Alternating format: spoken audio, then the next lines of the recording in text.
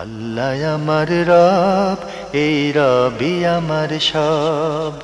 দামে দামে তুন মনে তারি অনুভব।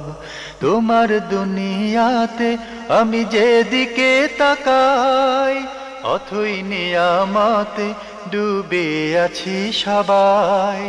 পাক পাখালির গানে শুনি তসবি কলরব, তসবি কলরব। আল্লাহ আমার রব, এই রবি আমার সব।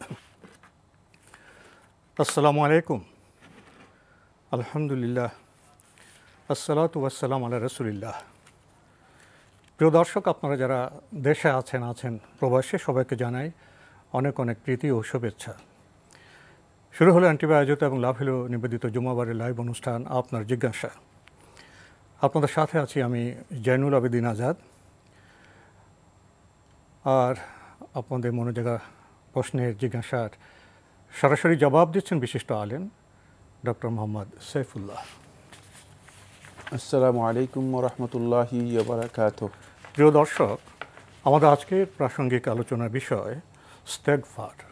চলুন তাহলে জিজ্ঞাসার আলোকিত ভুবনে আমরা প্রশ্ন নিচ্ছি। আসসালামু আলাইকুম। প্রিয় দর্শক, আপনার পরিচয় দিয়ে প্রশ্ন করুন।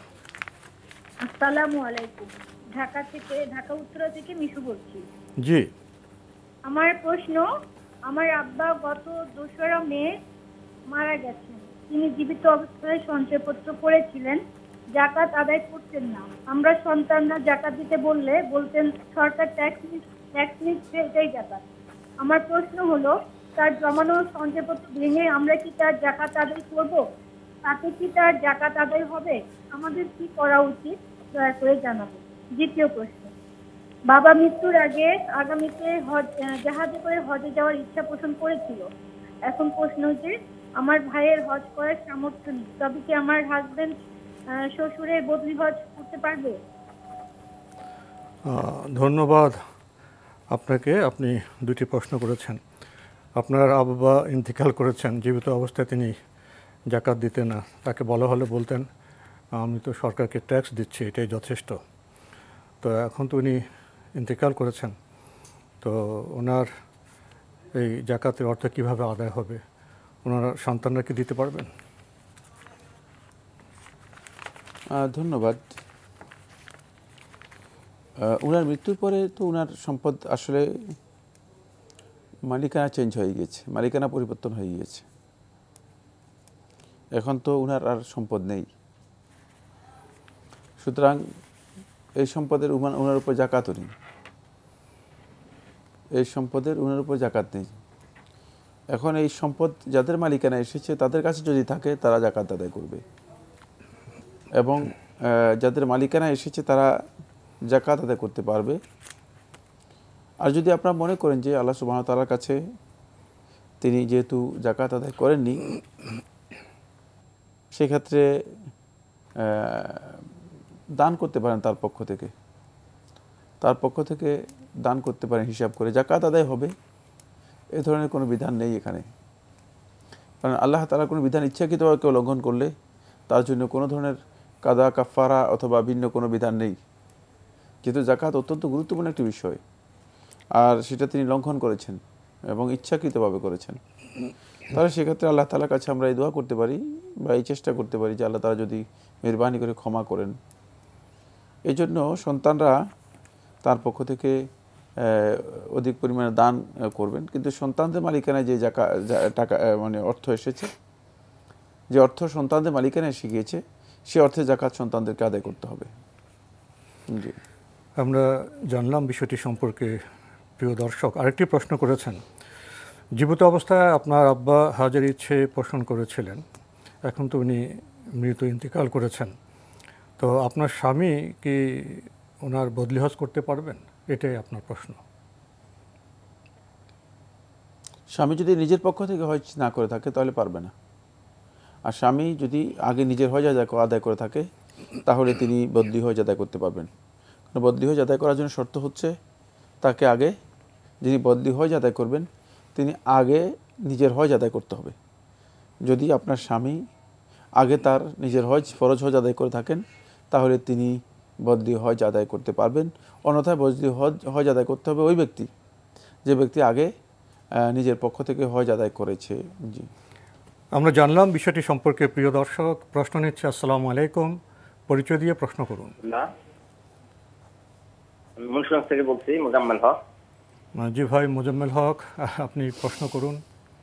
হ্যাঁ, আমার প্রথম প্রশ্ন হচ্ছে, আমার আব্বা এবার হজে যাবে, তারপর একটা বই দিয়েছে তাকে। ওইটার মধ্যে দেখি যে তাওয়াফ করার সময় 7 বার যে 7টা রকম দোয়া, কিন্তু আমার কাছে কেমন মনে হলো। এখন তো অথেন্টিক কোন বই আছে কি এই শেষ সময়ে তাড়াতাড়ি দ্রুত যে দোয়াগুলো পড়তে পারে, বা বিভিন্ন বই থাকলে একটু দয়া করে নামটা বলবেন। জি। আমার দ্বিতীয় প্রশ্ন হচ্ছে, আমার নানা মারা গেছে 2-3 বছর, যাই হোক। এখন ওনার যে সম্পদ, একটা জমির দামই আছে মানে আনুমানিক 8 লাখ টাকা বিক্রি করতে পারবে যদি বিক্রি করে। আমার মা এবং বসত বাড়ি আছে, এই সম্পদ মোটামুটি। এখন কি তাহলে আমার মার উপরে কি যাকাত ফরজ? সরি, হ্যাঁ, হজ ফরজ?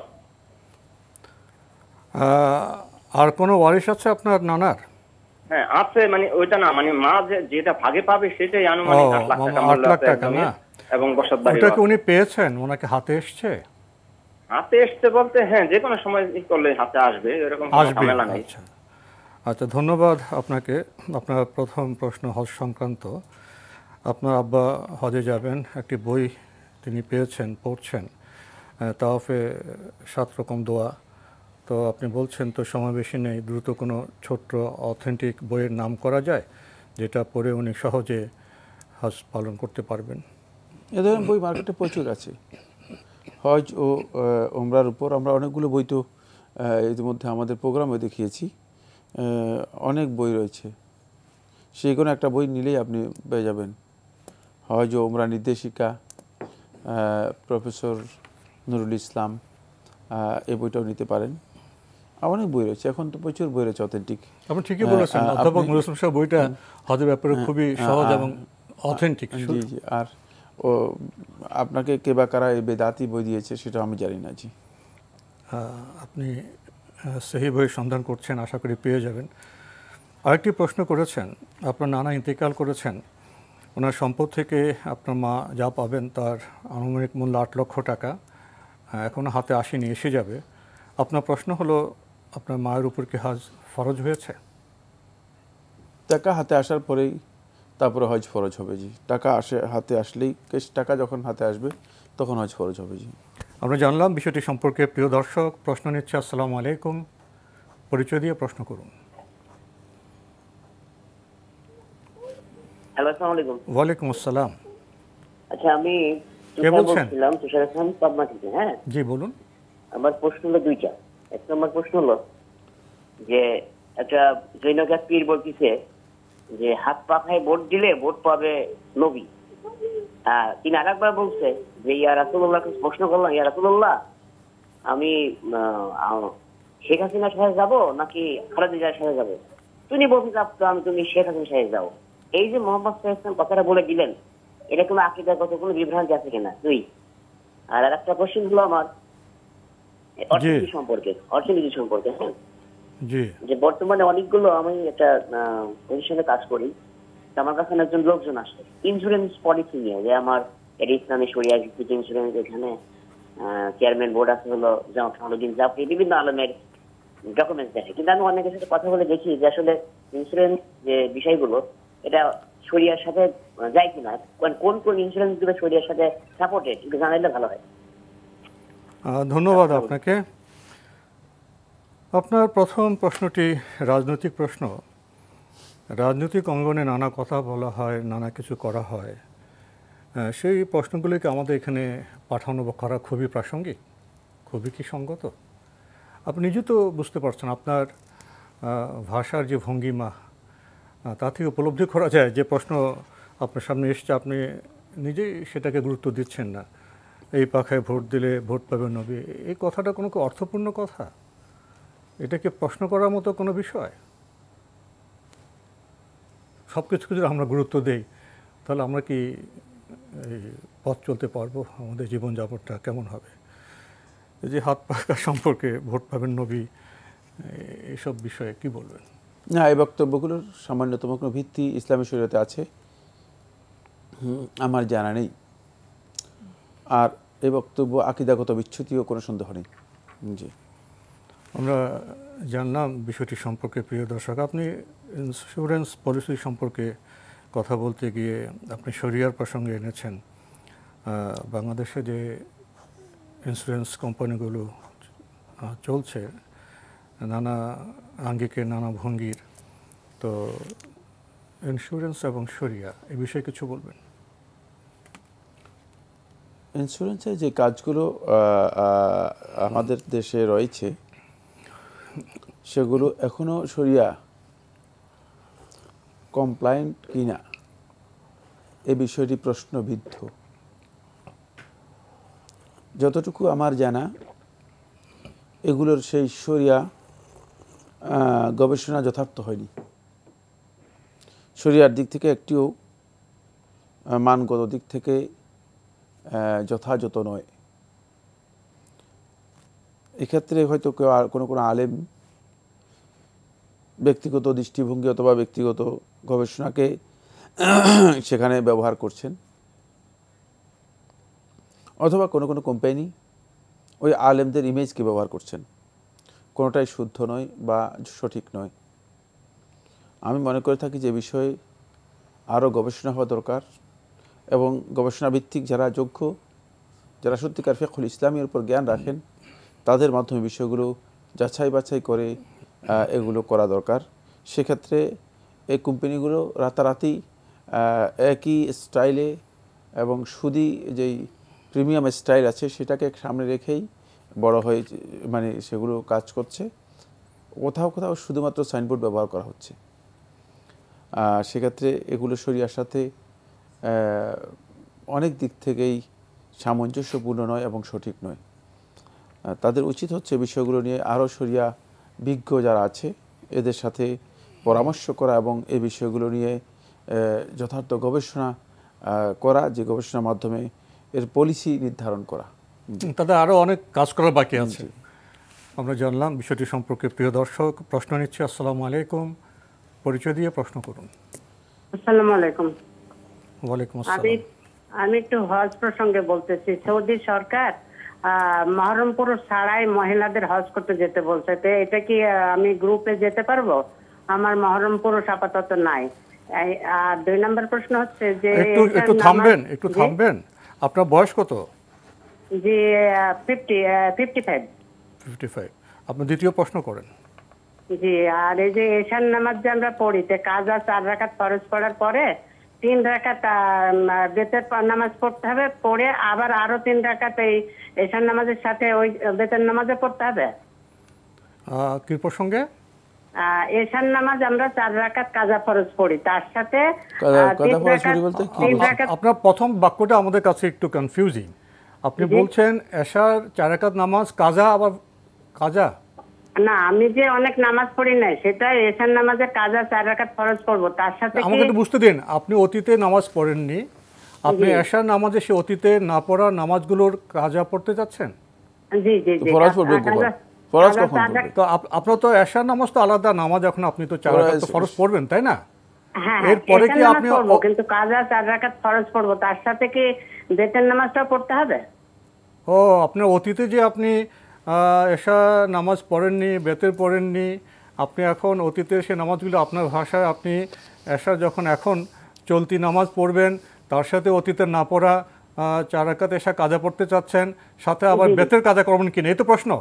জি, তার সাথে আমি কি বেতের 3 রাকাতও পড়বো, ওয়াজিবটা পড়বো, এবং তার সাথে যে নামাজে এখন পড়তেছি সেই নামাজে বেতের 3 রাকাতও পড়বো। জি, আপনার প্রশ্ন পেয়েছি, ধন্যবাদ আপনাকে।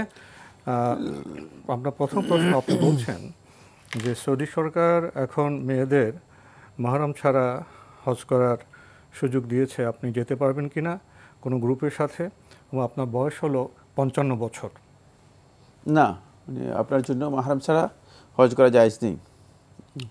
আর আপনি এই তথ্য ভুল দিয়েছেন যে সরকার বলছে যে মাহরম ছাড়া নারীদেরকে যাওয়ার জন্য। এটা ভিসার সাথে জড়িত বিষয়, এটা হজের সাথে জড়িত বিষয় নয়। হজের বিষয়ের সাথে জড়িত বিষয়, হজের সাথে জড়িত বিষয় নয়। মাসআলা হচ্ছে যেটা, সেটা হলো মাহরম ছাড়া কোনো নারী হজ করতে যাবে না, এটা হলো বিধান।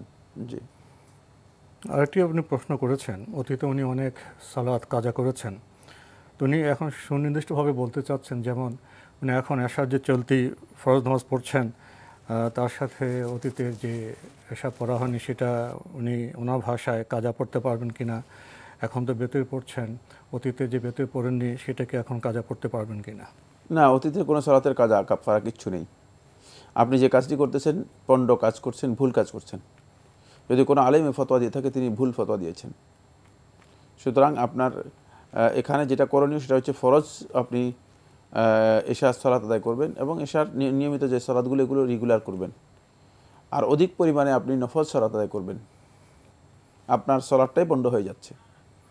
যে বা যারা আপনাকে ফতোয়া দিয়েছে তারা না বুঝে আন্দাজের উপর ফতোয়া দিয়েছে। সুতরাং সেক্ষেত্রে আপনার করণীয় হচ্ছে আপনি অধিক পরিমাণে নফল সালাত আদায় করবেন। যদি আল্লাহ সুবহানাহু ওয়া তাআলা মেহেরবানি করেন, আপনার তওবা কবুল করেন এবং আল্লাহ সুবহানাহু ওয়া তাআলা আপনার প্রতি সন্তুষ্ট হন, তাহলে আল্লাহ সুবহানাহু ওয়া তাআলা মেহেরবানি করে আপনার মানে নফল থেকে ফরজ যেগুলো আপনি ঘাটতি করেছেন বা আদায় করতে পারেননি সেগুলো মেকআপ করে নেবেন, পূর্ণ করে নেবেন। কিন্তু যে পদ্ধতি আপনি অনুসরণ করছেন এই পদ্ধতি সুন্নাহ সম্মত নয়। এই পদ্ধতির কোনো ভিত্তি আছে আমার জানা নেই। এগুলো ভিত্তিহীন বক্তব্য, এগুলো ধারণামূলক বক্তব্য। আল্লাহ তাআলা বুঝার তৌফিক দান করুন। তাহলে উনি এখন 5 ওয়াক্ত নামাজ যেভাবে পড়া দরকার সেভাবে পড়ে যাবেন।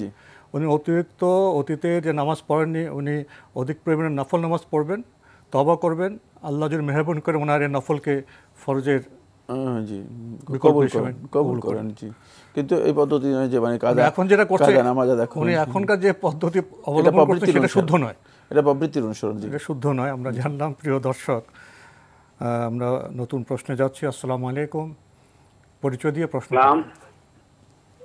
জি জি, হ্যালো, আসসালামু আলাইকুম। ওয়ালাইকুম আসসালাম। আশুগঞ্জ থেকে আমি মীর মোহাম্মদ সেলিম বলছি। ভাই বলুন। আমি বলতেছিলাম যে আমাদের এখানে যে সরকারি ব্যাংকে যারা চাকরি করে, সরাসরি সুদী ব্যাংকে চাকরি করে বা চাকরি নেওয়া, ওদের এই ইবাদত কি কবুল হবে কিনা একটা প্রশ্ন। জি। আর আরেকটা প্রশ্ন হলো আমার, নামাজের সময় রুকু করার সময় সুস্থ মানুষ কি হাঁটু ভেঙে রুকু করলে কি রুকু হবে কিনা? ধন্যবাদ আপনাকে। আরেকটা প্রশ্ন করবো স্যার। হাঁটু ভেঙে বলতে কি বুঝাচ্ছেন? হাঁটু ভেঙে বলতে কি বুঝছেন? হাঁটু ভেঙে বলতে হাঁটু ভেঙে আর কি, হাঁটু ভেঙে রুকু করলে। হাঁটু ভেঙে কাকে বলা হয়? হাঁটু ভেঙে বলতে কি বুঝছেন? হাঁটু তো উনি রুকু করার সময় তো উনি তো হাঁটুতে তো হাত রেখে রুকু করবেন, তো ভেঙে মানে কিভাবে ভাঙবেন? মানে হাঁটুটা একটু এরকম সামনের দিকে নিচু করে রুকু করলে রুকু হবে কিনা আর কি, এটা জানতে চাচ্ছি আর কি। আচ্ছা, একদম সোজা রাখতে হবে না এরকম নাকি ভেঙে করলে? ঠিক আছে, আপনার মানে রুকুতে হাঁটু কিভাবে রাখবেন সেই অবস্থান জানতে চাচ্ছেন। আপনার তৃতীয় প্রশ্নটি তাড়াতাড়ি করুন তো ভাইয়া। আচ্ছা, বলতেছিলাম যে দাড়ি সম্পর্কে আমরা দেখি সাধারণত যে মনে করেন যে মিশরে বা তুরস্কে অনেক মুসলমানদের আপনার দাড়ি নাই, মসজিদে গিয়ে দাড়ি নাই। দাড়ি রাখা কি ওয়াজিব নাকি দাড়ি না রাখলে গুনাহ হবে? এটাই আমার প্রশ্ন। ধন্যবাদ আপনাকে। আপনার প্রথম প্রশ্ন, যারা প্রচলিত সুদী ব্যাংকে চাকরি করছেন তাদের ইবাদত কি কবুল হবে? ধন্যবাদ। ইবাদত কবুল করার মাশিয়া ইচ্ছা তো আল্লাহ তাআলার। আল্লাহ সুবহানাহু ওয়া তাআলা কার ইবাদত কবুল করবেন, কার ইবাদত কবুল করবেন না সেটা আল্লাহ সুবহানাহু ওয়া তাআলা সবচেয়ে ভালো জানেন। বাকি আল্লাহ রাব্বুল আলামিন কীভাবে কবুল করবেন, কোথায় কবুল করবেন সেটাও বলে দিয়েছেন। ইন্নাল্লাহ তাইয়্যিবুন লা ইয়াকবালু ইল্লা তাইয়্যিবা। আল্লাহ তাআলা পবিত্র, তিনি পবিত্র জিনিস ছাড়া কবুল করেন না। আল্লাহ সুবহানাহু ওয়া তাআলা অন্য আয়াতে বলেছেন ইন্নামা ইয়াতাকাব্বালুল্লাহু মিনাল মুত্তাকিন। আল্লাহ সুবহানাহু ওয়া তাআলা মুত্তাকিদের কাছ থেকে কবুল করে থাকেন। মুত্তাকি ব্যক্তি ওই ব্যক্তি যে ব্যক্তি কবিরা গুনাহের সাথে যার সম্পর্ক নেই, কবিরা গুনাহ থেকে নিজেকে যে পরহেজ করলো সে হচ্ছে সত্যিকার মুত্তাকি। সুতরাং সুদী কাজে যিনি লিপ্ত রয়েছেন, সুদের সাথে সম্পৃক্ত আছেন, তার ইবাদতগুলো আল্লাহ রাব্বুল আলামিনের কাছে কবুল হবে এ কথা বলা অত্যন্ত কঠিন। এর কোনো ভিত্তি নেই। ইবাদতগুলো কবুল না হওয়ারই সম্ভাবনা বেশি রয়েছে। সেক্ষেত্রে কি তিনি ইবাদত করবেন না? মানে তিনি আর কোনো ইবাদতই করবেন না। যেহেতু আপনার ইবাদত কবুল হবে না, তাহলে আপনি আর মসজিদে আসেন, আপনি আর সিয়াম পালন করেন না, আপনি আর ইবাদত করবেন না। না, তিনি অবশ্যই সকল ইবাদত করবেন এবং আল্লাহ তাআলার কাছে তিনি ক্ষমা প্রার্থনা করবেন। যদি তিনি আল্লাহ রাব্বুল আলামিনের কাছে অধিক পরিমাণে ক্ষমা প্রার্থনা করেন এবং চেষ্টা করেন যে সুদ থেকে নিজেকে অবমুক্ত করার জন্য, সুদ থেকে নিজেকে আলাদা করে নেওয়ার জন্য, আল্লাহ সুবহানাহু ওয়া তাআলা সবচেয়ে ভালো জানেন। আল্লাহ রাব্বুল আলামিন তার ব্যাপারে ফয়সালা দিবেন। দুনিয়ার কোনো মানুষ ফয়সালা এভাবে কঠিন দিতে পারবে না যে না তার ইবাদত কবুলই হবে না। বাকি মানে শরিয়ার যে বিধান, সে বিধান অনুযায়ী তিনি যেহেতু সুদী ব্যাংকে চাকরি করছেন, তার ইবাদতগুলো কবুল হওয়া প্রশ্নবিদ্ধ, কোনো সন্দেহ নেই। সেক্ষেত্রে হারামের বিষয়গুলো আল্লাহ তাআলার কাছে গ্রহণযোগ্য, কবুল হবে না। জি, আমরা জানলাম বিষয়টি সম্পর্কে। প্রিয় দর্শক, আরেকটি প্রশ্ন করেছেন, সালাতে রুকুতে আপনার ভাষায় হাঁটু ভাঙা, তো এটা আমাদের কাছে খুব পরিষ্কার হয়নি। আসলে বোধহয় সালাতে রুকুতে হাঁটুর অবস্থান কি হবে, এটা একটু পরিষ্কার করলে বোধহয় অন্য প্রশ্নের সমাধান হয়। আমি হাঁটু ভাঙার সম্পর্কে বুঝিনি। হচ্ছে সালাতে রুকু, এর মধ্যে যিনি দাঁড়াবেন তিনি হাঁটুর উপর মানে শক্তভাবে ভর করে দাঁড়াবেন এবং তার পিঠ এবং মাথা বরাবর সোজা হবে। এটা হচ্ছে সালাতে রুকুতে দাঁড়ানোর পদ্ধতি, এবং এই পদ্ধতিতে তিনি রুকু করবেন। জি, হাঁটুতে উনি 2 হাত রাখবেন, তো পিঠটা সোজা হবে। সোজা হবে, জি। এটা পদ্ধতি আমরা জানলাম। প্রিয় দর্শক, আপনি শেষে একটি প্রশ্ন করেছেন দাড়ি রাখার প্রসঙ্গে। আপনার অবজারভেশন যে মিশর, তুরস্কে, সেখানে অনেক মুসলিম তো দাড়ি রাখেন না, তো আপনি প্রশ্ন করেছেন যেটা সুনির্দিষ্ট প্রশ্ন, দাড়ি রাখা কি ওয়াজিব? হ্যাঁ, দাড়ি রাখা ওয়াজিব। দাড়ি না রাখলে তিনি কবিরা গুনাহ করলেন। দাড়ি যদি কেউ না রাখেন তিনি কবিরা গুনাহ করবেন, কোনো সন্দেহ নেই। আর 2 নম্বর বিষয় হচ্ছে যেটি, সেটা হলো আপনি যে সমস্ত রেফারেন্স দিয়েছেন, কোনো ব্যক্তির আমল, এগুলো রেফারেন্স নয় ইসলামী শরীয়তের মধ্যে। সারা পৃথিবীর সমস্ত মানুষ যদি হারাম কাজ করে, তাহলে ইসলামী শরীয়তে এটা রেফারেন্স হবে না। আমাদের তাকাতে হবে সুন্নাহর দিকে। জি, আমাদের কাছে রেফারেন্স আছে, রেফারেন্স রয়ে গেছে, সুতরাং মানুষ রেফারেন্স নয়। জি, ইস্তেগফার শব্দটি আরবি ভাষা, অত্যন্ত গুরুত্বপূর্ণ একটি বিষয়। কোরআনে কারীমে অনেকগুলো আয়াতের মধ্যে ইস্তেগফার সম্পর্কে বলা হয়েছে। আল ইস্তেগফার তলাবুল মাগফিরাহ, মাগফিরাত বা ক্ষমা আল্লাহ রাব্বুল আলামিনের কাছে কামনা করা, চাওয়া। এই ক্ষমা আল্লাহ সুবহানাহু ওয়া তাআলার কাছে চাওয়া, এটা হলো এর শাব্দিক অর্থ, এর আবিধানিক অর্থ।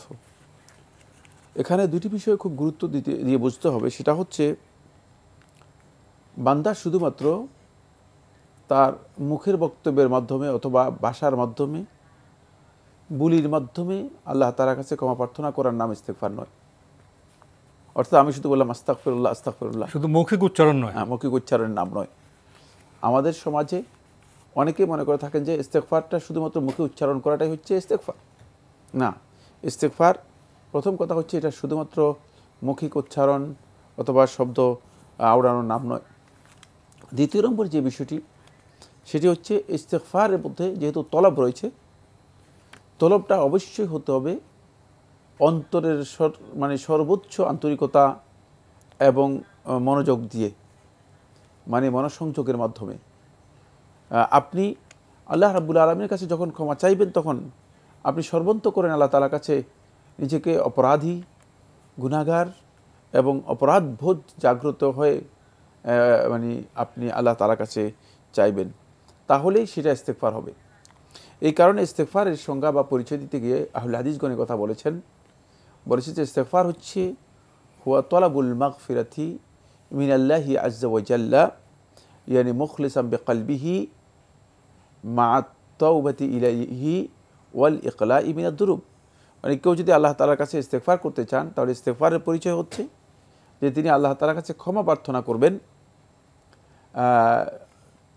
পরিপূর্ণ তওবা করে, অন্তরের ইখলাস, একনিষ্ঠতার সাথে আল্লাহ রাব্বুল আলামিনের কাছে তওবা করে এবং গুনাহ থেকে নিজেকে সম্পূর্ণরূপে বিরত করে। সুতরাং কেউ যদি আস্তাগফিরুল্লাহ আস্তাগফিরুল্লাহ বলে, আর যদি তার অন্তরের মধ্যে মানে ইচ্ছা থাকে যে যদি কোনো সুযোগ পেয়ে যায় আরও মানে একটু করব, তাহলে সে মুস্তাগফির না, মানে ক্ষমা প্রার্থনাকারী বা মানে ইস্তেগফারকারী নয়। এটা খেয়াল রাখতে হবে যে কেউ যদি মনে করে যে আমি এখন কিছু অপরাধ করে ফেলবো, গুনাহ করে ফেলবো, এবং পরবর্তীতে এক সময়, এবং এটা আমাদের দেশে এক সময় আল্লাহ তাআলার কাছে ক্ষমা চেয়ে মাপ নিয়ে নিব, তাহলে সে ব্যক্তি ইস্তেগফার, তার ইস্তেগফার নয়। কারণ সে ব্যক্তি আল্লাহ রাব্বুল আলামিনের কাছে আসলে ক্ষমার জন্য এটি করেনি, বরং আল্লাহ রাব্বুল আলামিনের অবাধ্যতায় সে আসলে সীমা লঙ্ঘনকারী। আল্লাহ রাব্বুল আলামিনের অবাধ্যতায় সীমা লঙ্ঘনকারী। এবার আমি যে পয়েন্টটি কথা বলবো সেটি হচ্ছে ইস্তেগফার অত্যন্ত গুরুত্বপূর্ণ একটি বিষয়। এর ফজিলত এবং শ্রেষ্ঠত্ব এত বেশি যে ফলে আল্লাহ সুবহানাহু ওয়া তাআলা কোরআনে কারীমে এই বিষয়ে অনেক বিস্তারিত আলোচনা করেছেন। আমি শুধুমাত্র আবু মুসা আশআরী রাদিয়াল্লাহু তাআলা বর্ণিত একটি রিওয়ায়াত কোনো বর্ণনার মধ্যে আব্দুল্লাহ ইবনে আব্বাস রাদিয়াল্লাহু তাআলা থেকে এসেছে, সেটা বলবো আপনাদেরকে। যে আবু মুসা আশআরী রাদিয়াল্লাহু তাআলা বলেন যে আমাদের কাছে আল্লাহর পক্ষ থেকে কোরআনে কারীমে 2টি ইন্স্যুরেন্স অথবা নিরাপত্তা বিধান দেওয়া হয়েছে, 2টা নিরাপত্তার মানে দেওয়া হয়, সোর্স দেওয়া হয়েছে, উপায় দেওয়া হয়েছে। একটি হচ্ছে নবী সাল্লাল্লাহু আলাইহি ওয়াসাল্লাম, কারণ নবী সাল্লাল্লাহু আলাইহি ওয়াসাল্লাম যতদিন জীবিত ছিলেন ততদিন আল্লাহর আযাব আসমান থেকে অবতীর্ণ হতো না নবী সাল্লাল্লাহু আলাইহি ওয়াসাল্লামের কারণে। মানে এটা নিরাপত্তার বড় দিক, একটা বড় দিক।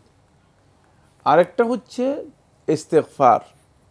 ইস্তেগফার যদি কোনো কওম, কোনো জাতি, কোনো সম্প্রদায় যদি সবাই আল্লাহ তাআলার কাছে, যে ইস্তেগফার আমি বলেছি, ইস্তেগফার মানে মুখে শুধু আস্তাগফিরুল্লাহ আস্তাগফিরুল্লাহ বলা নয়, যে ইস্তেগফারের কথা আমরা বলেছি, সেই ইস্তেগফার যদি কোনো কওম, কোনো জাতি এইভাবে করে, তাহলে আল্লাহ তাআলার আযাব তাদেরকে আক্রান্ত করবে না। কোরআনে কারীম আল্লাহ সুবহানাহু ওয়া তাআলা ইরশাদ করেন, ওয়ামা কানা আল্লাহু লিয়ুআযযিবাহুম ওয়া আনতা ফীহিম ওয়ামা কানা আল্লাহু মুআযযিবাহুম ওয়া হুম ইস্তাগফিরুন, যে আল্লাহ তাআলা তাদেরকে শাস্তি দেবেন না এমত অবস্থায় যে আপনি তাদের মধ্যে আছেন, বিদ্যমান আছেন। রাসূলুল্লাহ সাল্লাল্লাহু আলাইহি ওয়াসাল্লাম যতদিন ছিল তাদের আল্লাহর পক্ষ থেকে আযাব হিসেবে কোনো কিছু অবতীর্ণ হবে না। এটা আল্লাহ রাসূল সাল্লাল্লাহু আলাইহি ওয়াসাল্লামের খুসুসিয়ত এবং খাসাইসের অন্তর্ভুক্ত, বিশেষত্বের অন্তর্ভুক্ত। ফলে এই উম্মত আল্লাহ রাসূলের মাধ্যমে একটা আমান পেয়েছিল, একটা নিরাপত্তা পেয়েছিল, যে নিরাপত্তা হচ্ছে আল্লাহর আযাব থেকে নিরাপত্তা। দ্বিতীয় আল্লাহর আযাব থেকে নিরাপত্তার বিষয় হচ্ছে ওয়ামা কানা আল্লাহু মুআযযিবাহুম, আল্লাহ তাআলা তাদেরকে শাস্তি দেবেন না, ওয়া হুম ইস্তাগফিরুন, এই অবস্থায় যে তারা আল্লাহ তাআলার কাছে ক্ষমা প্রার্থনা করবে। যদি আল্লাহর বান্দাগণ আল্লাহ রাব্বুল আলামিনের কাছে সবাই মিলে সর্বান্তঃকরণে অন্তরের সর্বোচ্চ আবেগ অনুরাগ দিয়ে আল্লাহ তাআলার কাছে ইস্তেগফার করেন, তাহলে আল্লাহ সুবহানাহু ওয়া তাআলা আযাব দিলেও আযাব উঠিয়ে নেবেন। এমন ইস্তেগফারকে আমাদেরকে ভূমিকম্পের আযাব থেকে রক্ষা করতে পারে, সকল প্রকার আযাব থেকে, সকল প্রকার আযাব থেকে। আমরা খুবই গুরুত্বপূর্ণ বিষয়ে অবগত হলাম। প্রিয় দর্শক, প্রশ্ন নিচ্ছে। আসসালামু আলাইকুম, পরিচয় দিয়ে প্রশ্ন করুন। লাইনে আছেন? জি, আপনার পরিচয় দিয়ে প্রশ্ন করুন। ওয়ালাইকুম আসসালাম। জি, আমি ঝিনাইদহ থেকে নূরজাহান বলছি।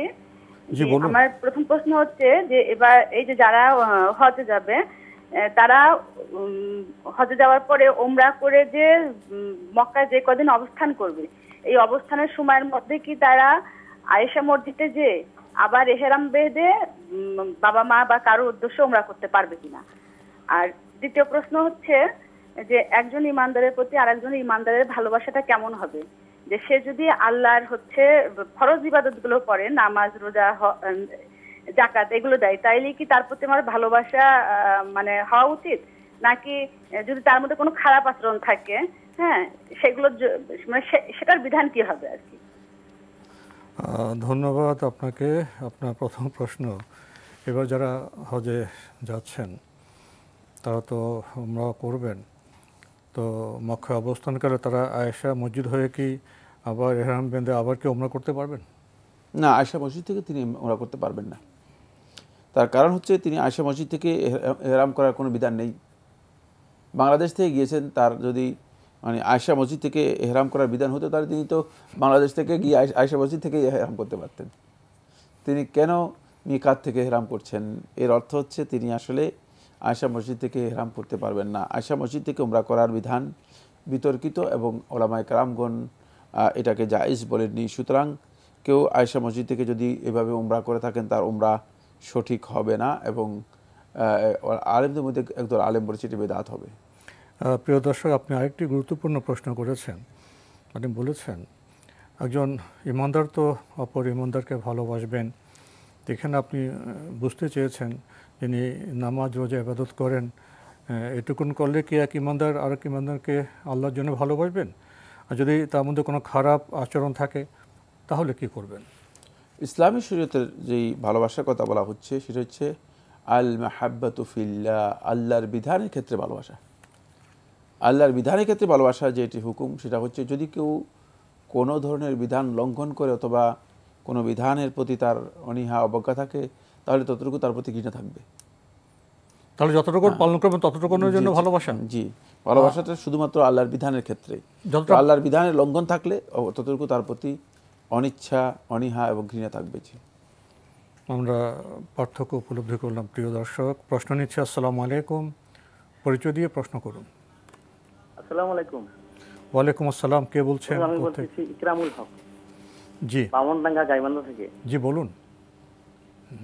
আপনারা দুজন ভালো আছেন হুজুর? আলহামদুলিল্লাহ। আমার প্রশ্ন হচ্ছে, আমার আব্বা হ্যাঁ আজকে 6 বছর হয় মারা গেছে। হ্যাঁ জি। এখন আমি প্রতি সালাতে রাব্বির হামহুমা কামা রাব্বায়ানি এটা বলি। জি। হ্যাঁ আব্বার জন্য আমি দোয়া করি, কিন্তু ওনার মৃত্যুবার্ষিকী পালন করি না। মৃত্যুবার্ষিকী পালন করি না। আচ্ছা, এটা কি মৃত্যুবার্ষিকী পালন করতে হবে না না করলে কোনো গুনাহ হবে না? ধন্যবাদ আপনাকে। আপনার আব্বা ইন্তেকাল করেছেন, আমাদের সবারই আব্বা তো একসময় ইন্তেকাল করেন, তো আপনি তার জন্য সালাতে দোয়া করছেন। আপনি যে প্রশ্নটি সুনির্দিষ্টভাবে করেছেন সেটি হলো আপনি তার কোনো মৃত্যুবার্ষিকী পালন করেন না, এটা কি ঠিক আছে না গুনাহ হবে, না মৃত্যুবার্ষিকী পালন করতে হবে? ধন্যবাদ। দোয়া করে এটাই যথেষ্ট। মৃত্যুবার্ষিকী পালন করার কোনো বিধান ইসলামে নেই। যে কাজ ইসলামের মতো অনুমোদিত নয় সে কাজ করাই হচ্ছে বিদআত। রাসূলুল্লাহ সাল্লাল্লাহু আলাইহি ওয়াসাল্লাম হাদিসের মধ্যে বলেছেন, মান আমিলা আমালান লাইসা আলাইহি আমরুনা ফাহুয়া রাদ্দুন। যে ব্যক্তি এমন আমল করলো যে আমলের উপর আমাদের অনুমোদন নেই, সে তার কাজটি প্রত্যাখ্যাত এবং সে নিজেও প্রত্যাখ্যাত। সুতরাং এই আমল যদি ইসলামী শরীয়তে বৈধ হতো তাহলে অবশ্যই সাহাবায়ে কেরাম, তাবেঈন, তবে তাবেঈন এবং ইসলামী বিধানের মধ্যে মৃত্যুবার্ষিকী পালনের জন্য একটা বিধান দেওয়া হতো। বরং ইসলাম মৃত্যুবার্ষিকীর কোনো বিধান দেয়নি। ফলে এখান থেকে বোঝা যাচ্ছে যে মৃত্যুবার্ষিকী পালন করা ইসলামী শরীয়তে অনুমোদিত নয়। সেক্ষেত্রে আপনি মৃত্যুবার্ষিকী পালন করলে গুনাহ হবে, পালন না করলে গুনাহ হবে না, প্রশ্নই আসে না। আর এখানে আপনি যে কাজ করছেন সেটা হলো পিতামাতার জন্য দোয়া করবেন বেশি পরিমাণে। মানে কেন এই মৃত্যুবার্ষিকী বা কেন এই সমস্ত কাজ? যাতে করে তাদের আখিরাতে কল্যাণ হয়, উপকার হয় এবং তারা আল্লাহ তাআলার আযাব থেকে নিজেদেরকে রক্ষা করতে পারে, ক্ষমা এবং মাগফিরাত পেতে পারে। সেটা শুধুমাত্র দোয়ার মাধ্যমেই সম্ভব। কারণ এই উপর থেকে নিচের দিকে, অর্থাৎ আমি যেটা বুঝাচ্ছি, পৃথিবী থেকে আখিরাতে বারজাখে যেটা পৌঁছে সেটা হচ্ছে শুধু দোয়া। যেটা হচ্ছে শুধুমাত্র দোয়া। আল্লাহ রাব্বুল আলামিনের কাছে দোয়া করবেন, আর এই দোয়াটা আপনি যত দ্রুত পৌঁছাতে পারবেন, অন্য কিছু এত দ্রুত পৌঁছাতে পারবেন না। এই জন্য অধিক পরিমাণে দোয়া করবেন, এটাই সবচেয়ে উত্তম। জি। আর দান সদকা তো করতে পারবেন সামর্থ্য থাকলে। আমরা জানলাম বিষয়টি সম্পর্কে। প্রিয় দর্শক, প্রশ্ন নিচ্ছি। আসসালামু আলাইকুম, পরিচয় দিয়ে প্রশ্ন করুন। জি, ওয়ালাইকুম আসসালাম রাহমাতুল্লাহ। আমি মিজানুর রহমান বলতেছিলাম ঢাকা থেকে। জি, আমার দুটো প্রশ্ন আছে। প্রথম প্রশ্নটা হলো দাড়ি সংক্রান্ত আর কি। হ্যাঁ, তো আমি লাস্ট 2-3 বছর ধরে দাড়ি রাখার চেষ্টা করতেছি। তো আমি আসলে বেসিক্যালি জানতে চাচ্ছিলাম যে আমাদের দাড়ি রাখার সহি পদ্ধতিটা কোনটা। মানে একদম বিভিন্ন জনের কাছ থেকে বিভিন্ন ধরনের শুনে একটু কনফিউজ হয়ে গেছি। তো আমাদের শরিয়া মোতাবেক সুন্নাহ সম্মত দাড়ি রাখার পদ্ধতি কোনটা? এক মুঠি রাখবো না একটু পরিপাটি করে রাখবো না একদম ছেড়ে দেবো, এই ধরনের আর কি। এটার বিষয়ে একটু আমাকে বিস্তারিত বললে উপকৃত হবো, যে যাতে করে আমি ওইভাবে করে সুন্নাহ মোতাবেক বা শরিয়া মোতাবেক দাড়িটা রাখতে পারি। আপনার দ্বিতীয় প্রশ্নটি? আচ্ছা, দ্বিতীয় প্রশ্ন হলো, আমরা যখন কোরআন শরীফ পড়ি, যখন অনেক সময় আসর ওয়াক্তে পরে কোরআন শরীফ পড়ার পরে কোরআনের ভিতরে সিজদার আয়াত পাই। তো আমার প্রশ্ন হলো যে যখনই সিজদার আয়াত পাবো আসর ওয়াক্তে পরে, তখন সাথে সাথে পড়বো নাকি মাগরিবের আযানের পরে পড়বো? মানে দুই ধরনের প্র্যাকটিস মুসল্লিদের মধ্যে দেখতে পাচ্ছি। অনেকে জমাই রাখে, কারণ আসর ওয়াক্তে পড়ে না, নামাজ পড়ার নিষেধ আছে, সেই কারণে সিজদা দিচ্ছে না। মাগরিবের নামাজের আযানের পরে সিজদা দিচ্ছে। তো কোনটা উত্তম? সাথে সাথে সিজদা দেওয়া উত্তম নাকি মাগরিবের নামাজের পরে সিজদা দেওয়া উত্তম? এই দুটো। ধন্যবাদ আপনাকে, আপনি খুবই গুরুত্বপূর্ণ দুটি প্রশ্ন করেছেন। আপনার প্রথম প্রশ্ন দাড়ি রাখার প্রসঙ্গে, আপনি আপনার ভাষায় বলেছেন যে আপনি দাড়ি রাখার চেষ্টা করছেন। তো আপনি বলছেন যে দাড়ি রাখার তো বিভিন্ন নিয়ম পদ্ধতি লক্ষ্য করছি, সহি পদ্ধতি কোনটি? দাড়ি রেখে দেওয়ার নাম হচ্ছে সহি পদ্ধতি। দাড়ি রেখে দিলে আপনার ফরজ আদায় হয়ে যাবে। আর আপনি যদি চান যে সুন্নাহ অনুযায়ী রাখতেন, তাহলে এক মুষ্টি পরিমাণ রাখতে হবে। এক মুষ্টি, এর অতিরিক্ত হলে দাড়ি ছোট করা জায়েজ রয়েছে আলেমদের বক্তব্য অনুযায়ী, এবং এ বিষয়ে সহি বর্ণনাও রয়েছে। সুতরাং আপনি যদি সুন্নাহ অনুযায়ী রাখতে চান তাহলে এক মুষ্টি আপনাকে রাখতে হবে, আর দাড়ি রেখে দিবেন, আপনার ফরজ বা ওয়াজিব আদায় হয়ে যাবে। আমরা জানলাম বিষয়টি সম্পর্কে আরও প্রশ্ন করেছেন। আপনি তো কোরআন পড়ে থাকেন, যদি আসরের সময় কোরআন পড়েন, আপনি জেনেছেন যে আসরের সময় কোরআনের সেজদা দিতে হয় না, এটা জমা করে মাগরিবের পরে দিতে হয়। তো আপনার প্রশ্ন সেজদা দেওয়ার সহি নিয়ম প্রসঙ্গে। সিজদাতুত তেলাওয়া, তেলাওয়াতের সিজদা এটি সাথে সাথে দিয়ে দেবেন।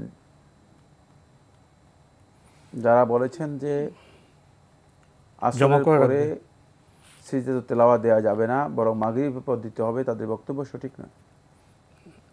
কারণ সিজদাতুত তেলাওয়া কোনো নফল সালাত নয়। সিজদাতুত তেলাওয়া এটি মানে নফল কোনো সিজদাও নয়। সিজদাতুত তিলাওয়া এটি ইখতিয়ারি বিষয়ও নয়, বরং সিজদাতুত তিলাওয়া মানে সিজদাতুন লিসাবাব, একটি সুনির্দিষ্ট কারণে যে সিজদা দিতে আপনাকে বলা হচ্ছে। যারা ওয়াজিব বলেছেন তারা বলেছেন যে এটি ওয়াজিব হয়েছে একটা নির্দিষ্ট কারণে, সেই কারণটি হচ্ছে তেলাওয়াত। যখনই তেলাওয়াত করেছেন তখনই সেটা ওয়াজিব হয়ে গিয়েছে। সুতরাং ওয়াজিব হয়ে যাওয়ার সাথে সাথেই আদায় করা হচ্ছে সিজদা। আর ডিলে করা এটি মানে সিজদাতুত তিলাওয়ার যেই দাবি এবং হক, সেই হকের সাথে সাংঘর্ষিক। মানে এখানে তো একটা চেতনা আছে, সিজদা আমি কেন করছি। এই সিজদার মধ্যে ওই আয়াতের অর্থ না বোঝার কারণেই এই প্রশ্ন করেছেন।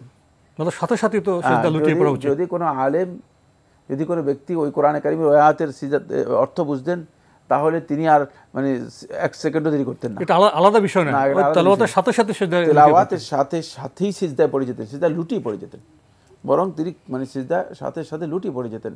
কারণ ওই আয়াতের মধ্যে এমন বক্তব্য রয়েছে যে বক্তব্য আল্লাহ সুবহানাহু ওয়া তাআলা বান্দাদেরকে সিজদা দেওয়ার জন্য বাউন্ড করতেছেন, বান্দাকে বলছেন যে বান্দা মানে এখানেই হচ্ছে তোমার জন্য আল্লাহ তাআলার কাছে সর্বোচ্চ মানে সিজদার মাধ্যমে আল্লাহ তাআলাকে শ্রেষ্ঠত্ব, আল্লাহ তাআলার শ্রেষ্ঠত্ব এবং মর্যাদার বিষয়টি তুলে ধরা। সুতরাং সিজদাতুত তিলাওয়া, আমরা কোরআন যেহেতু বুঝি না, এই জন্য এই প্রশ্ন আমাদের কাছে যে এটা কতদিন পরে দিব, যখন পড়ব তখনই লুটিয়ে পড়ব। হ্যাঁ, আমরা জানলাম বিষয়টি সম্পর্কে। প্রিয় দর্শক, প্রশ্ন নিচ্ছে। আসসালামু আলাইকুম, পরিচয় দিয়ে প্রশ্ন করুন। হ্যালো হ্যালো, আপনি লাইনে থাকলে আপনার পরিচয় দিয়ে প্রশ্ন করুন। হ্যালো, আপনাকে শুনতে পাচ্ছি, আপনার পরিচয় দিয়ে প্রশ্ন করুন। আমার নাম হচ্ছে রুমান, আমি সাভার থেকে ফোন করছি। জি জি, প্রশ্ন করুন। আমার হাজবেন্ড আজকে 11 দিন বাসা থেকে চলে গেছে। সে জি, আমার একটা 3.5 বছরের মেয়ে আছে, একটা 6 বছরের মেয়ে আছে। সে আজকে আমার কোনো খরচ দিচ্ছে না, কোনো দায়িত্ব নিচ্ছে না, সে অন্য মেয়ের সাথে জেনা করতেছে। তো ইসলামের দৃষ্টিতে এটা কি বলে? সে যেটা করতেছে সেটা কি তার ঠিক হচ্ছে? আমাকে যে খরচ দিচ্ছে না, এই করছে না, মানে আমি জানতে চাচ্ছি যে ইসলামের দৃষ্টিতে তার এটা অন্যায় কতটুকু। ধন্যবাদ আপনাকে। আপনি এখানে প্রশ্ন করলেন আপনাদের স্বামী স্ত্রীর সংসার। আপনি তো একটি গুরুত্বপূর্ণ পাপের বিষয় উল্লেখ করলেন। 11 দিন চলে গেছে বাসা থেকে। তো আপনার যে অভিভাবক, তাদের সাথে কি আপনারা আলাপ করেননি? অভিভাবকদের মাধ্যমে কি বিষয়টি সুরাহা করার চেষ্টা করেননি? হ্যাঁ, অনেক চেষ্টা করছি। সে আমাকে বলতেছে যে হ্যাঁ আমার সাথে রিলেশন রাখবে, আমার বাচ্চার মুখের দিকে ই করবে, কিন্তু সে ওইখানে ওই মেয়েটার সাথে যেখানে চাকরি করে সে ওই মেয়েটার সাথে সে সম্পূর্ণ ফিজিক্যালি রিলেশন দিয়ে ছাড়া, মানে যেখানে চাকরি করেন সেখানে একটা নারীর সাথে তার পরকীয়া চলছে, এই তো? জি জি জি জি। আপনি সুনির্দিষ্ট একটি অভিযোগ করেন। তো এই ক্ষেত্রে আপনার অভিভাবক তাদের মাধ্যমে কোনো মীমাংসার চেষ্টা করতে পারেন না? হ্যাঁ, আমার তো আব্বু আম্মু কেউ নাই, আমি ধরতে গেলে দুনিয়াতে এখন সম্পূর্ণ এতিম। ও আচ্ছা, আপনার আর কোনো প্রশ্ন, আপনার আর কোনো প্রশ্ন আছে? আপনার আর কোনো প্রশ্ন আছে? না না, থ্যাংক ইউ। ধন্যবাদ আপনাকে। একটু জিজ্ঞেস করবেন? না, আমি কোনো ধন্যবাদ আপনাকে। জি, মানে আমি কোনো বিষয় জিজ্ঞেস করতে চাই না, আমি বিষয়ে আমি কিছু বলতে চাই। মানে এই বিষয়তে আমি কি বলবো, এখানে কি প্রশ্ন উত্তর, কোন প্রশ্নের উত্তর দিব? ভদ্রলোক যে চাকরি করেন সেখানে যে পরকীয়া করছেন, জেনা করছেন, এই কাজটি সম্পর্কে তো এটা তো জেনার তো বরাদ্দের বিষয়, এটা এর চেয়ে দিবালোকের মতো। এই ভদ্রমহিলা এখন কি করবেন? ওনার সন্তান আছে, শিশু সন্তান আছে, খরচ পোষণ দিচ্ছেন না, ওনার কি করণীয় এখন? দেশের আইন অনুযায়ী তিনি ব্যবস্থা নেবেন, দেশের আইন অনুযায়ী ব্যবস্থা নেবেন, সেছাড়া আর কোনো কিছু করার আমার কাছে জানা নেই। জি, এখন তিনি যেটা বলেছেন যে আমি অসহায়, আমার পিতামাতা নেই ইত্যাদি ইত্যাদি, সেগুলো আল্লাহ তাআলার কাছে ধৈর্য ধারণ করতে হবে এবং দোয়া করবেন, আইনানুগ ব্যবস্থা নিতে হবে, দেশের আইন অনুযায়ী ব্যবস্থা নেবেন। জি, প্রশ্ন নিচ্ছে। আসসালামু আলাইকুম, পরিচয় দিয়ে প্রশ্ন করুন। জি, আসসালামু আলাইকুম, আমার নাম মাহবুব, মিরপুর থেকে বলছি। জি বলুন। আমার প্রথম প্রশ্ন ছিল যে আমরা তো দেখা যায় অনেক সময় আমি অনেক সময় দেখা গেছে হয়তো ফজরের নামাজে সকালে আলাপ পাই নাই, উঠতে পারি নাই, তো জি করতে পারেনি, তারপরে দেখা গেছে ওই নামাজটা কাজা হয়ে যায়, তো সেই নামাজটা কি কাজা আদায় করা যাবে না এইটাও নফল পড়তে হবে? জি জি, তারপরে আর দ্বিতীয় প্রশ্ন ছিল যে যাকাত সম্বন্ধে, সেটা হলো দেখা গেছে আমরা অনেক সময় আমি বিজনেস করি, তো আমার হাতে সবসময় ক্যাশ টাকা থাকে না, টাকা থাকে আবার মার্কেটে ডিউ আসে, আবার সেটা আসে টানা আবার উঠে থাকে, তো আমার যাকাতটা কিভাবে হবে? আমি আবার যে টাকাটা আপনি ব্যবসা করেন, আপনার তো ব্যবসার পণ্য থাকে না, পণ্য আজ থাকে না, পণ্য হ্যাঁ পণ্য থাকে, পণ্য স্টক থাকে, আর মানুষের কাছে ডিউ থাকে, মানে মানুষের কাছে অনেক টাকা ডিউ থাকে, তো আমার ডিউ টাকার কি যাকাত হবে কিনা যখন? জি জি, ধন্যবাদ আপনাকে, আপনার প্রশ্ন স্পষ্ট হয়েছে। আপনার প্রথম প্রশ্ন, ফজর সালাত প্রসঙ্গে অনেক সময় সময়মতো উঠতে পারেন না, যেটা আপনি হয়তো মিন করছেন যে সূর্য উঠে যায়, তো আপনার ভাষায় তখন কাজা হয়ে যায়, সে কাজা আদায় কিভাবে করবেন? ফজরের সালাতে যদি কেউ ঘুম থেকে উঠতে না পারেন, যখন উঠবেন তখনই সালাত আদায় করবেন, যখন উঠবেন তখনই সালাত আদায় করবেন, এটাই ওয়াজালিকা ওয়াক্তুহা, এটাই হচ্ছে নামাজের ওয়াক্ত, এটাই ওয়াক্ত। সুতরাং এটা হলো বিধান। এই বিষয়টি হয়তো আমাদের অনেক ভাই বোন জানেন না, এখানে ডিলে করলে গুনাহগার হবেন। ফজরে সময় উঠতে বলে তো ব্যর্থতা, যখন উঠবেন তখনই অন্য কাজে ব্যর্থ না হয়, তখনই সেটা আল্লাহ আদায় করে নেবেন, তখনই তিনি উযু করে প্রথম কাজ তার সালাত আদায় করবেন। ওয়াজালিকা ওয়াক্তুহা, এটাই হচ্ছে ওই সালাতের তার জন্য ওয়াক্ত, যিনি ঘুম থেকে উঠতে পারলেন, যিনি ঘুম থেকে উঠতে পারলেন না তার জন্য, কিন্তু ওই ব্যক্তির জন্য নয় যে ব্যক্তি ঘুমায় রয়েছে ইচ্ছাকৃতভাবে, মানে তিনি জেগে আছেন কিন্তু ঘুমায় আছেন, অলস করছেন, নামাজ গুরুত্ব দিচ্ছেন না, ওই ব্যক্তির জন্য নয়। ওই ব্যক্তি অবশ্যই তওবা করে সালাত আদায় করবেন, ডিলে করতে পারবেন না, কিন্তু এই ব্যক্তি সাথে সাথেই সালাত আদায় করতে হবে, এখানে নফল আদায় করতে হবে না, নফলের কিছুই নেই। জি, আমরা জানলাম বিষয়টি সম্পর্কে। প্রিয় দর্শক, যাকাত প্রসঙ্গে উনি প্রশ্ন করেছেন, উনি ভূমিকা বলেছেন উনি একজন ব্যবসায়ী, তো ওনার হাতে তেমন ক্যাশ থাকে না, পণ্য থাকে এবং টাকা অন্যের কাছে ডিউ থাকে, পাওনা থাকে, এক্ষেত্রে তিনি যাকাতের হিসাব কিভাবে করবেন? পণ্য আপনার যেগুলো আছে সেগুলো আপনি হিসাব করবেন বছর শেষে, আর ব্যালেন্স কি কি আছে সেটা হিসাব করবেন বছর শেষে। ডিউ যেটা আছে সেটা আপনার কাছে যেটা আসে নাই সেটা হিসাবের বাইরে, যাকাতের মধ্যে আসবে না। যেটা আছে আজ পণ্য যেটা আছে সেটা যোগ করে যদি যাকাত পরিমাণ হয় তাহলে যাকাত দিবেন। আমরা জানলাম যেটা অন্যের কাছে আছে ডিউ, সেটা হিসেবের মধ্যে আসবে না। আমরা প্রশ্ন নিচ্ছি। আসসালামু আলাইকুম, প্রিয় দর্শক, পরিচয় দিয়ে প্রশ্ন করুন। আসসালামু আলাইকুম ওয়া রাহমাতুল্লাহ। ওয়া আলাইকুম আসসালাম ওয়া রাহমাতুল্লাহ। মোশাররফ বলছিলাম ঢাকা থেকে। আমার একটা দুইটা প্রশ্ন আছে। জি বলুন। প্রশ্ন হলো, আমি ঋণগ্রস্ত, আমি ঋণ পরিশোধ করতেছি এবং কি কোরবানি যে দিতেছি, কোরবানিটা কি হবে? আপনি ঋণ পরিশোধ করছেন না? হ্যাঁ, প্রত্যেক বছর আমি আস্তে আস্তে দিচ্ছি। আচ্ছা, ঠিক আছে। কোরবানির সময় কি আপনার কোরবানি দেওয়ার মতো সামর্থ্য থাকবে, অর্থ থাকবে হাতে? আর কোনো প্রশ্ন আছে? আর দ্বিতীয় প্রশ্ন হলো, এই যে আমরা যে নামাজ পড়ি, আগে আমরা হুজুররা নামাজের নিয়ত শিখাইতো আরবিতে, এখন আমি ওই আরবি নিয়তটা ব্যবহার করে নামাজ পড়ি। এখন কিছু কিছু লোক আছে বলতেছে এটা বিদআত। এখন আমি কি করবো? আমি কি ওই যে আগে যে আরবিতে পড়ি ওটা কি পড়বো? ধন্যবাদ আপনাকে, আপনি খুবই গুরুত্বপূর্ণ প্রশ্ন করেছেন। আপনি ঋণগ্রস্ত, আপনি ধীরে ধীরে ঋণ পরিশোধ করছেন, এটা কন্টিনিউ করছে। আপনার প্রশ্ন হলো, ঋণ পরিশোধ অবস্থায় কোরবানির সময় তো চলে আসছে, তখন যদি আপনার সামর্থ্য থাকে আপনি কি কোরবানি দিতে পারবেন? হ্যাঁ, কোরবানি দিতে পারবেন, কোরবানি হয়ে যাবে। জি, মানে ঋণ কোরবানির ক্ষেত্রে কোনো বাধা নয়, প্রতিবন্ধক নয়। জি, আপনার সামর্থ্য থাকলে কোরবানি দিতে পারবেন, আমরা জানলাম শায়েখ থেকে।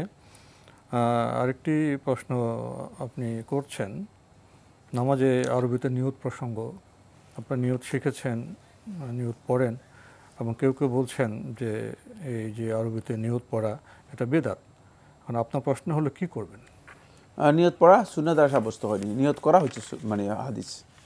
যেটা ফরজ সেটা হচ্ছে নিয়ত করা। নিয়ত অন্তরের স্থান, নিয়তের স্থান হচ্ছে অন্তরে, মনে মনে মনে আপনি যে সংকল্প বা ইচ্ছা করবেন সেটার নাম হচ্ছে নিয়ত। সুতরাং এটাকে আরবিতে পড়া অথবা ইংরেজিতে পড়া অথবা বাংলায় পড়া অথবা উর্দুতে পড়া, এটা ভাষায় প্রকাশ করা দরকার নেই, এর কোনো বিধান নেই। অন্তর ইচ্ছা প্রকাশটাই। জি জি, আমরা নিয়ত প্রসঙ্গে জানলাম। প্রিয় দর্শক, প্রশ্ন নিচ্ছি। আসসালামু আলাইকুম, পরিচয় দিয়ে প্রশ্ন করুন। আসসালামু আলাইকুম। ওয়ালাইকুম আসসালাম। আমি ঢাকা থেকে রুমা বলছিলাম। জি বলুন। জি, আমার প্রশ্ন হলো, আমি গত দুদিন আগে বেতন নামাজ পড়ার সময় বেতন নামাজে 3 রাকাতে যে সূরা কুনুত পড়তে হয় আমি সেটা ভুলে, মানে যখন সেজদাতে যাই তখন ভুলে যাই যে আমি দোয়া কুনুত পড়ি নাই। তো আমি 4th রাকাত পড়ে দোয়া কুনুত পড়ি।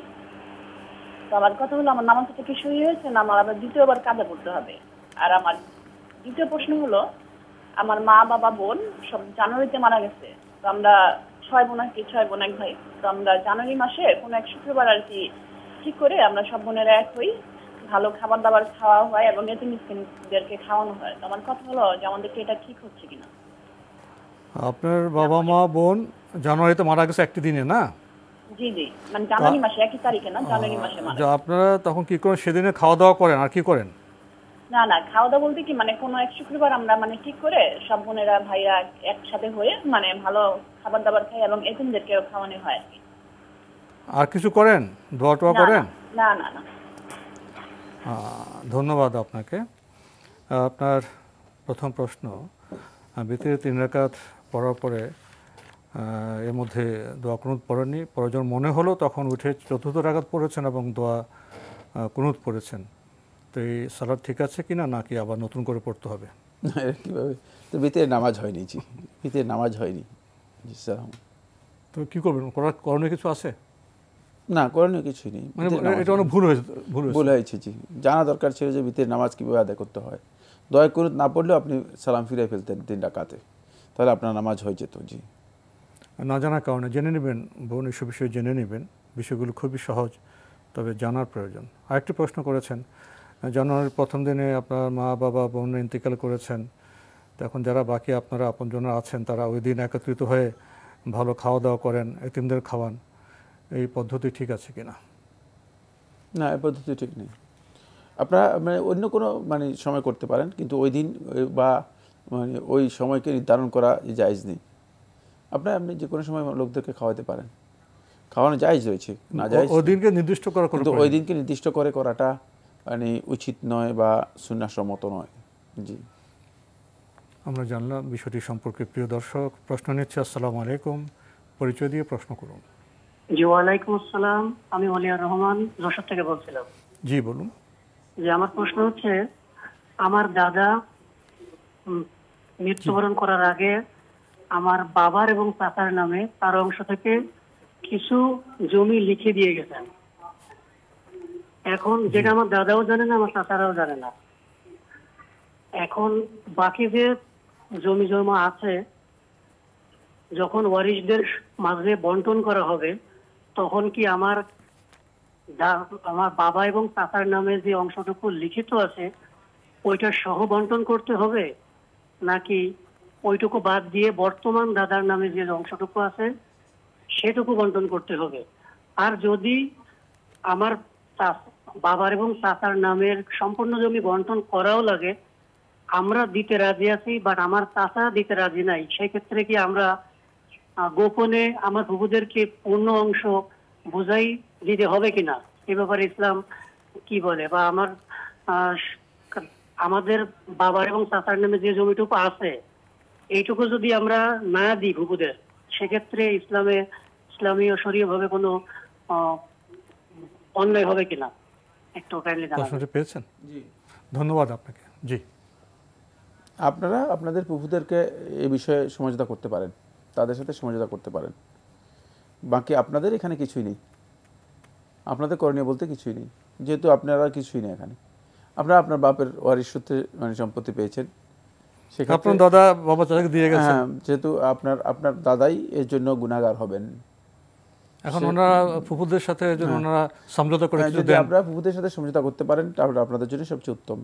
চাচাদের বিষয়টি চাচাদেরকে ন্যস্ত করে দিন, তারা তাদের বিষয় সমাধান করবে।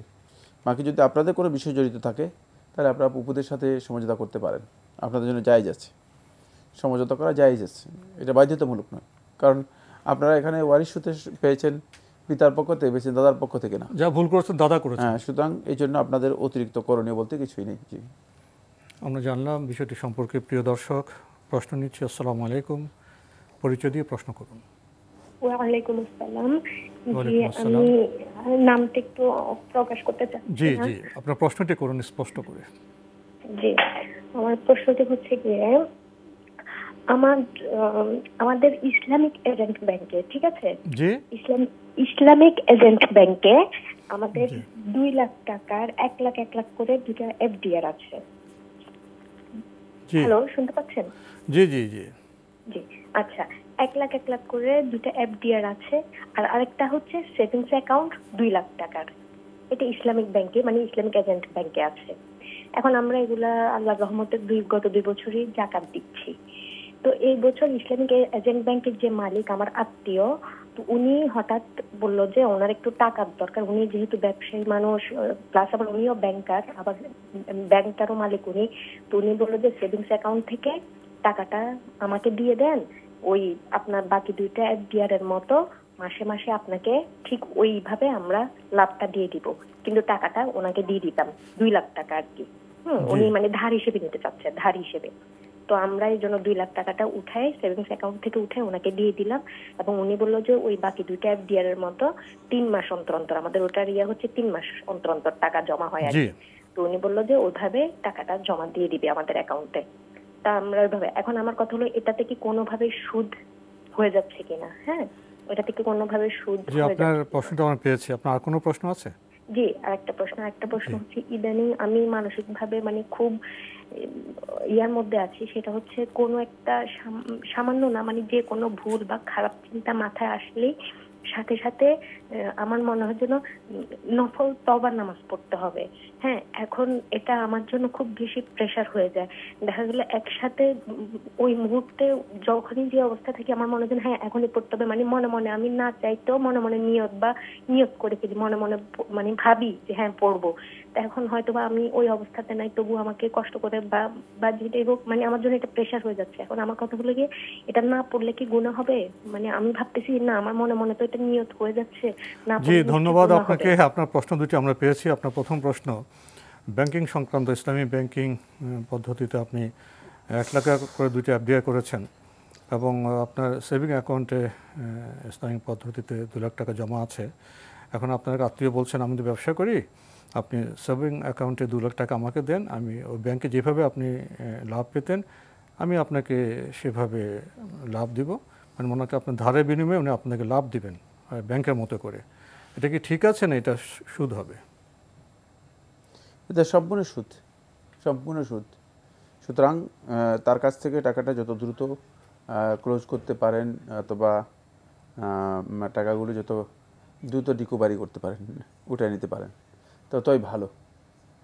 তার এই কাজটি শুদ্ধ হয়নি এবং আপনাদেরও শুদ্ধ হয়নি। ঠিক, আমরা বিষয়টি উপলব্ধি করলাম। প্রিয় দর্শক আরেকটি প্রশ্ন করেছেন, আপনার মানসিক একটি সমস্যা নিয়ে যখন কোনো ভুল ভাবনা বা ভুল চিন্তা হয় আপনি মনে করেন যে আপনি সাথে সাথে তাওবার সালাত পড়তে হবে, অনেক সময় এটা আপনার জন্য কষ্টকর হয় তাওবার সালাত পড়াটা, যদি না পড়েন এতে কি গুনাহ হবে?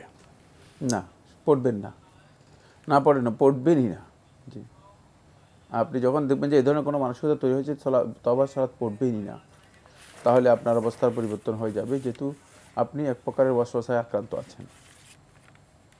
জি, আমরা জানলাম বিষয়টি সম্পর্কে। প্রিয় দর্শক, সময়ের কারণে আমরা আজকে আর প্রশ্ন নিতে পারছি না, তবে আপনাদের অবগতির জন্য জানাতে পারি আপনার জিজ্ঞাসা অনুষ্ঠানটি সপ্তাহে রবি, সোম, মঙ্গল, বুধ এই 4 দিন বিকেল 5:30টায় সম্প্রচার হয়ে থাকে। ওইসব অনুষ্ঠানে আপনাদের মনোজাগা প্রশ্ন চিঠির মাধ্যমে, ইমেলের মাধ্যমে পাঠাতে পারেন আমাদের ঠিকানা। পরিচালক আপনার জিজ্ঞাসা, এনটিভি, বিএসএসসি ভবন, ৭ম তলা, ১০২ কাজী নজরুল ইসলাম অ্যাভিনিউ, কারওয়ান বাজার, ঢাকা ১২১৫। ইমেল অ্যাড্রেস আপনার জিজ্ঞাসা @ntvbd.com। এনটিভি অনলাইনেও আপনারা আমাদের অনুষ্ঠান দেখতে পারবেন, ভিজিট করুন www.ntvbd.com। ইউটিউবে এবং ভেরিফাইড ফেসবুক পেজেও আপনারা আমাদের অনুষ্ঠান দেখতে পারবেন। প্রিয় দর্শক, সবশেষে রয়েছে গ্রন্থ পরিচিতি। আমাদের আজকের গ্রন্থের নাম তাহকিক বুলুগুল মারাম, মূল লেখক ইবনে হাজার আসকালানি।